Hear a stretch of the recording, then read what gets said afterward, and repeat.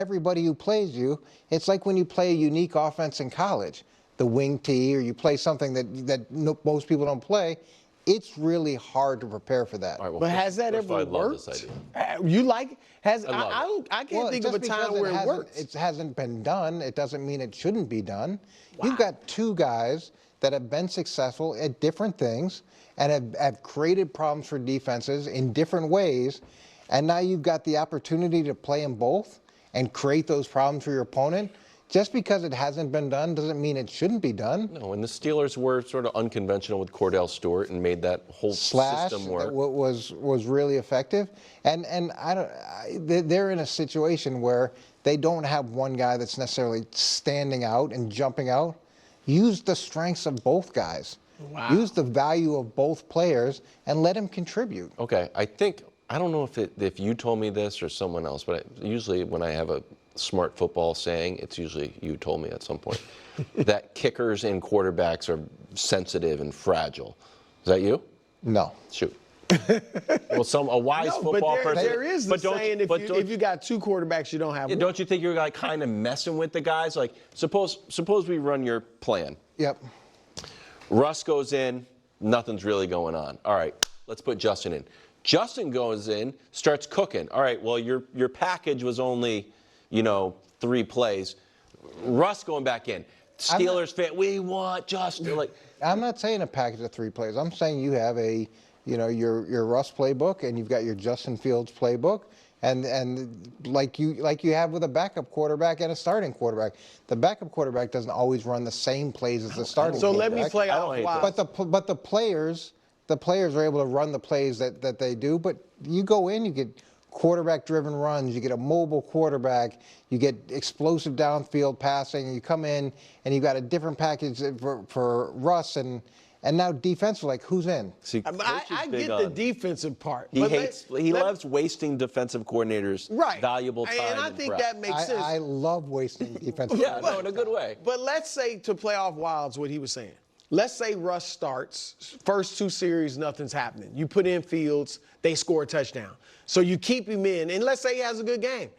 You don't think that next week the clamor is going to be but Tomlin would be good. But like Tomlin Fields has would be to good. start. But I'm not. Tomlin can handle it, obviously. I think you're viewing it as reactionary, like you're just putting him in as the number 2 guy, and he gets 2 or 3 plays, and then he hits it, and you keep him in, and then everybody's mad.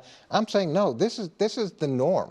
Just like you have different backs. You have a third down back. You have a guy that plays in first and second down. You put this guy in. He runs, his package.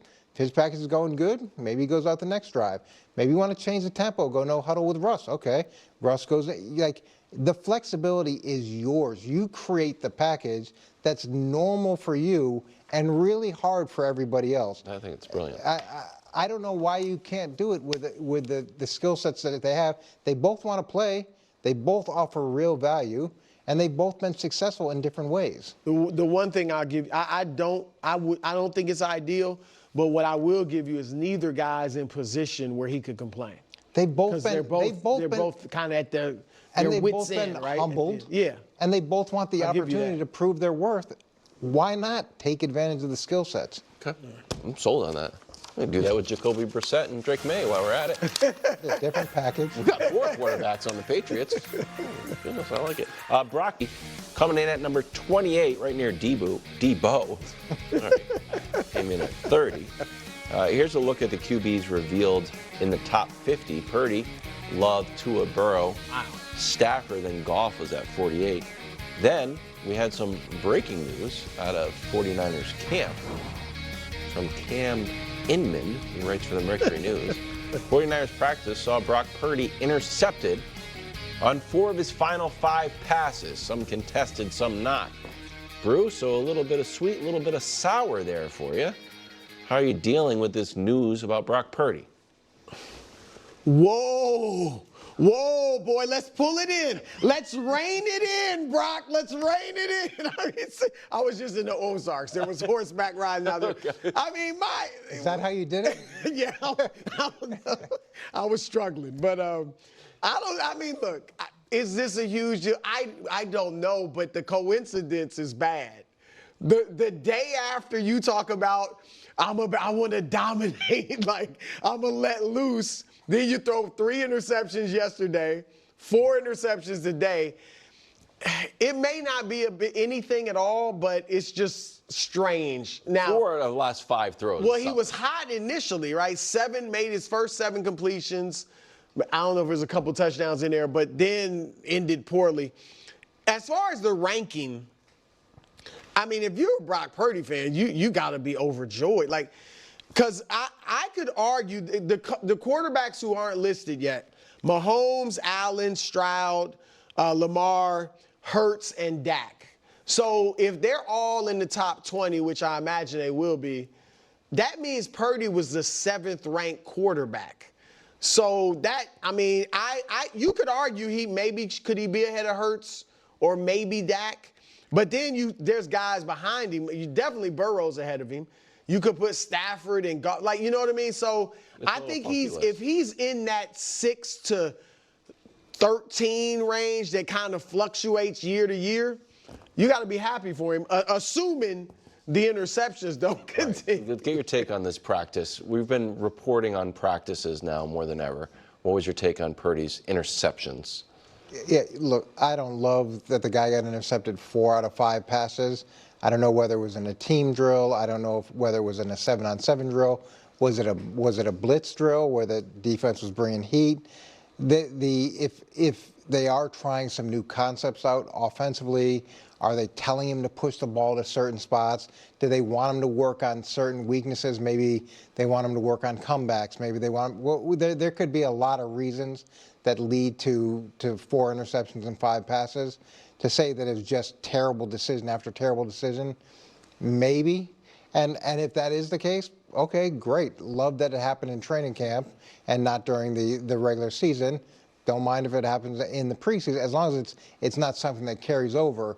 But oftentimes, if you go out and practice and you just work on what you're good at, then you're never going to get any better.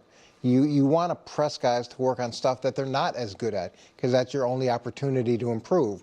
So hopefully, from that perspective, they were working on some things and some throws and some routes or some combinations that he hasn't been as good at as they want him to be. And sometimes it's not going to look the best. That doesn't mean you don't keep working on it. This is the time to do all those things. How unusual is this? I mean, have you seen this happen several times and it's really not a big deal? Yeah, I mean, look, with some of the quarterbacks that I've had, I've seen that happen in real life situations, unfortunately. I've seen it happen against the air. So, yeah, is it normal for a guy to throw 4 picks out of 5 passes? Not necessarily. It's just hard to really evaluate it without a little bit more context of what they were trying to achieve and what type of drill it was. Okay. All right, I'm going to say not a big deal at all. Really? Well, when is he supposed to work? When is he supposed to work on stuff? If they're doing what Coach said, then I agree it's not a big deal. Well, he's played in a lot of games, and we've never seen anything like that. So when it's counted, he hasn't produced like that. And maybe not rein it in right now. Maybe now it's time to let the horses run to see how fast they can actually run. To just stay within the system. It's all part of the learning process. I think he wants. Here's the other question I had, and it's a little bit of the conversation we had yesterday. He has seen the quarterback world get divided into the haves and the have-nots. Let's talk about like my guy, Mac Jones. Mac Jones, like, hey man, you're not the guy. You're going to be stuck on your rookie salary, backing up Trevor Lawrence, while Trevor Lawrence signs a deal for $200 some odd million. So if I'm Brock Purdy and I'm like, hold on, the whole world thinks I'm just a product of Kyle Shanahan's system and that maybe they're going to have to reset the market and I'm going to have to go looking for a job and I might be on the outside looking in of a $200 million contract while I'm basically getting paid $900,000 for this year, the biggest bargain in all of sports and brought you to the Super Bowl. I'm going to have to go a little bit out for Brock Purdy and try to prove that I can do more than just whatever's in the system because it's worth $200 million to me. Do you think that's at all in the mix of his mindset? Because that's what I would be. I don't think that's the main thing driving him, the money component of it. I do think that they've had a tremendous amount of success. He hasn't been given a lot of credit for the success that they've had. I don't know if organizationally they understand whether or not he's truly the franchise quarterback or not. And it's the only way that he can ever get to that point is for him to go show that he can win games based off of him. And I thought he took a lot of steps towards that last year, and he battled in the Super Bowl. He got him to the Super Bowl. He got him deep in the playoffs. He's overachieved by every single possible metric. So when you talk about the haves and the have-nots, he has overachieved, and as long as he keeps on the trajectory that he's on, he doesn't have to take this like gigantic leap. He's just got to keep showing that he can win and that he can respond in big moments. Okay. Let's move on to Baltimore. Lamar Jackson, back from an illness that kept him away from camp for a few days.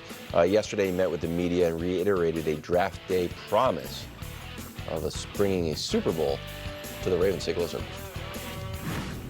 That's been the first check box for me since 2018. You know, I said that April 26th, whenever I was drafted, I said that, and I meant that. But, this the highest level of this game, we play. So you got to go out a champion. That's what I want to be labeled as, a champion, not just MVP here and there. Like, I want to be a champion. Bruce, should Kansas City be worried about Baltimore? I mean, to the degree that they worry about teams, we know how great they are. But, yeah, I think they should be right there at the top of the list of concerns for Kansas City. Cincinnati, obviously, Burrow has played really well and beaten Kansas City. But Baltimore has the Bengals number. Lamar is 8-2 against Cincinnati, 4-1 against Burrow. Houston's going to be tough, but we saw Baltimore handle Houston in the playoffs, I think 34-10 in the playoffs last year. So, yeah, and you look at last year's game in the AFC Championship, they lost 17-10 when they had 8 penalties for almost 100 yards. They had 2 unnecessary roughness, 2 roughing the passer, and a taunting. So you have 5 kind of unnecessary. Maybe you go one of those, right? 1 roughing the passer is okay. We get it. And they still, and then a fumble in the end zone with Zay Flowers, and still only lost by a touchdown, and of course lost their identity, stopped running the ball. So now I don't think they can lose their identity with Derrick Henry. If he's healthy, should they get in the playoffs and meet the Chiefs, they're going to run the football. So, yeah, I think they're dangerous for Kansas City this year. Yeah, they're absolutely dangerous. Whenever you've got a guy that's won 2 MVP awards, that's a dangerous team. And he's shown that every year and every time he plays, when he's been healthy, they're going to win a ton of games, and they're going to be in the mix. And I know his playoff record hasn't been what he's wanted it to be. And you talked about last year. That moving away from their identity like they did, hopefully a lot of people learn from that, because he wasn't the only one in control of that process. There were other people that made those decisions as well. And those mistakes, those self-inflicted wounds, those things, they're completely under the control of the Ravens.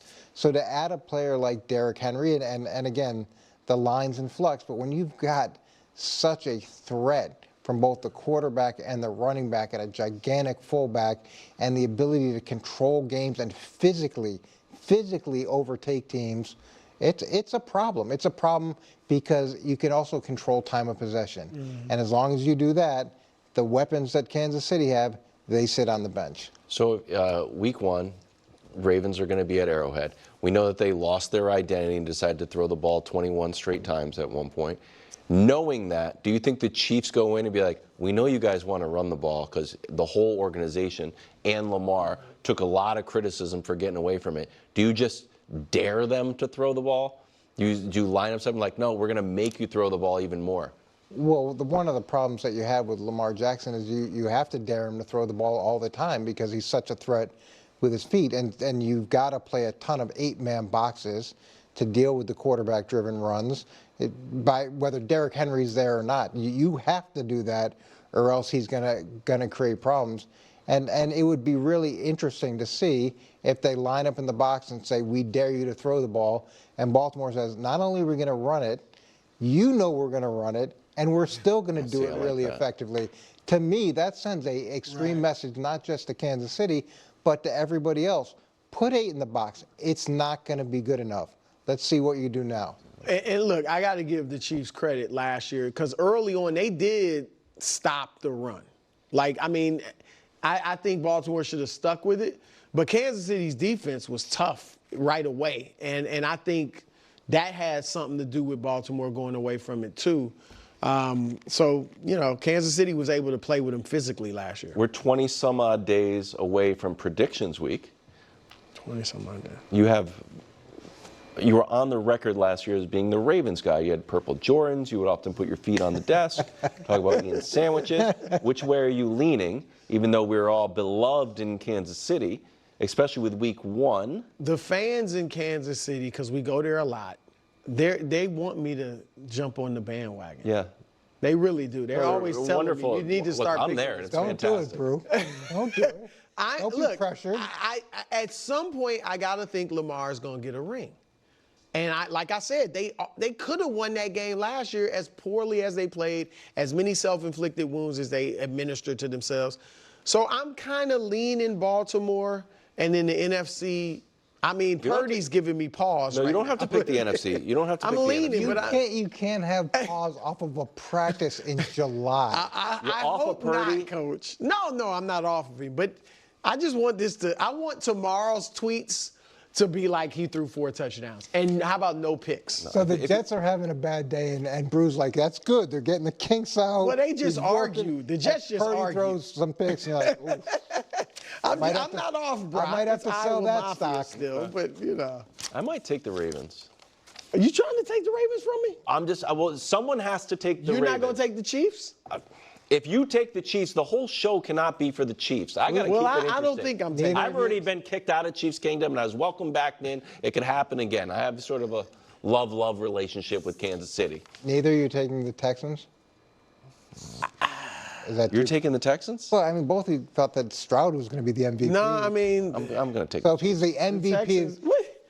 I'm going to take the Chiefs. Texans isn't bad. Texans well, isn't bad. if C.J. Stroud ends up being the MVP, the Texans are I probably think gonna be a Mahomes pretty definitely good going to team. be the MVP. We're all taking I think the he's Chiefs. going to be. No, I apologize. We're going to have, it's going to be, I'm not necessarily. we're going to try our I will hardest. not be taking the Chiefs. I will go on record and say Set for a while. Here's Jacoby Brissett. You want the job. You want to be the starter. Oh, for sure. I don't think like 2 things can be true. Like I could be perfect for the situation, but also I'm the perfect guy to start too. Like don't take that away from it either. You know what I mean? Like I fully expect myself to be the starter. Okay. So do I, Coach. Do you think that's a hot take? that Jacoby Brissett is the starter. Yes. He seems like a really nice guy. Yes, he is. But he's been 18-30 as a starter. And so, yeah, could he be the starter?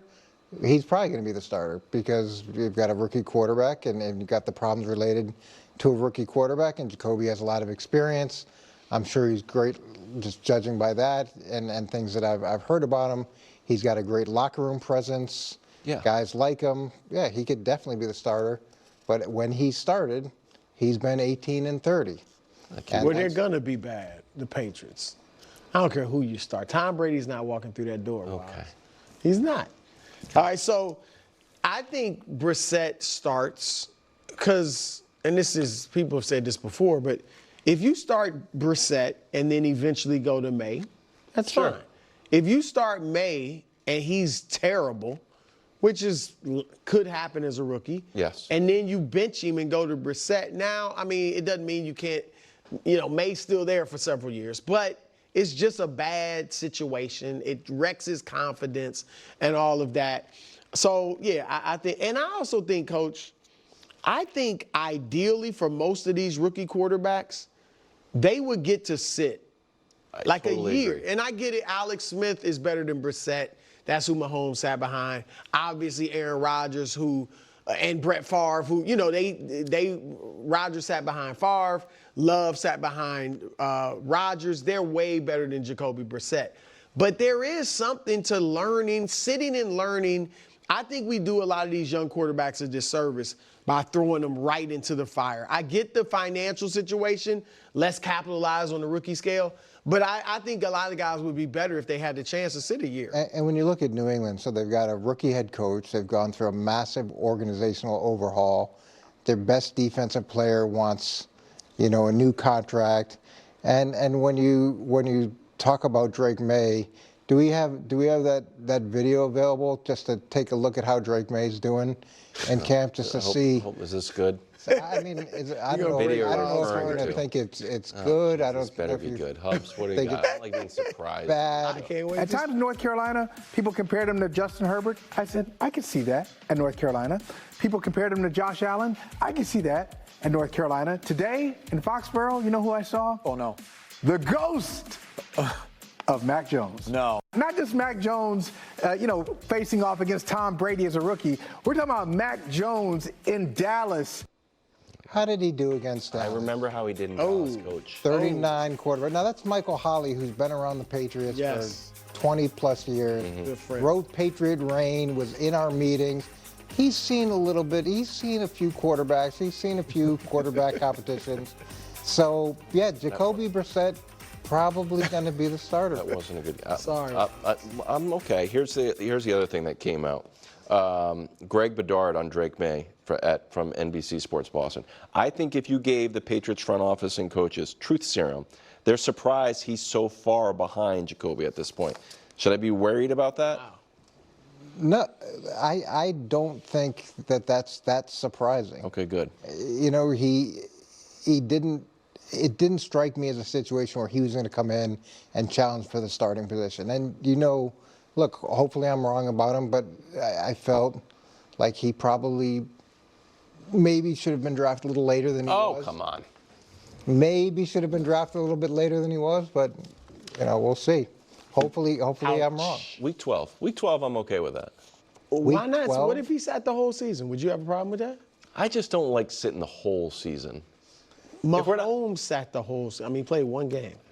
Week 12. I mean, if the season's over at week 12, I'd rather just It will get some reps. I get that. We'll have 5 wins, though, guaranteed. Take it to the bank. 5 wins for Are the you Patriots. putting a bet on that? Yeah, it's called the Drive for 5. Okay. Once we hit 5 wins, we're going to do everything we'd had for. Go down on YouTube and watch when the Chiefs won the Super Bowl. That's what will happen on this show when we hit 5 wins. We'll have the That's a lot popper of things. confetti. A lot of our confetti budget this year is going to be a lot because we're already planning on the Chiefs 3-peat. Right. So yeah, we'll have the band. Good call, Rick. Coming up next is the Bake Show.